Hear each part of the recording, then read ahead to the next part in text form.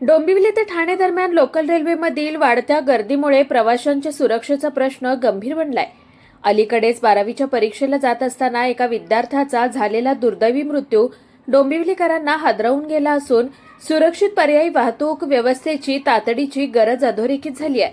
याच पार्श्वभूमीवर भाजप नगरसेवक दीपेश म्हात्रे यांच्या पुढाकाराने कल्याण डोंबिवली महानगरपालिका केडीएमसीच्या केडीएमटी विभागाच्या अधिकाऱ्यांसोबत महत्त्वपूर्ण बैठक घेण्यात आली.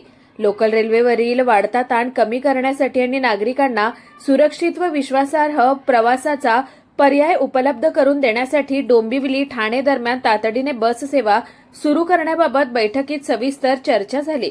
नागरिकांच्या सुरक्षेला प्राधान्य देत केडीएमटीने लवकरात लवकर बस सेवा सुरू करावी अशी मागणी यावेळी करण्यात आली. आपले अस्तित्व न्यूजसाठी प्रतिनिधी महेश गीते, कल्याण.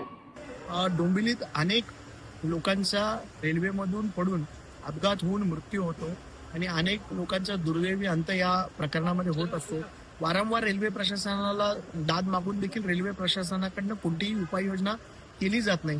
तर सारखं आपण या गोष्टींवर आवाज उठवतो, पण याच्यावरती कोणतीही कारवाई होत नाही. पण आपण पर्यायी योजना म्हणून कल्याण डोंबिवली महानगरपालिकेच्या केडीएमटीच्या माध्यमातून लवकरात लवकर डोंबिवली मोठागाव ते माजिवडा ठाणे ही बस सेवा सुरू करण्याची विनंती केडीएमटी प्रशासनाला केलेली आहे आणि आज त्या संदर्भात बैठकही झालेली आहे आणि लवकरात लवकर ही बस सेवा सुरू होईल अशी अपेक्षा आम्हाला आहे आणि कल्याण डोंबिवली महानगरपालिकेच्या आयुक्तांची देखील मी या संदर्भात भेट घेणार आहे.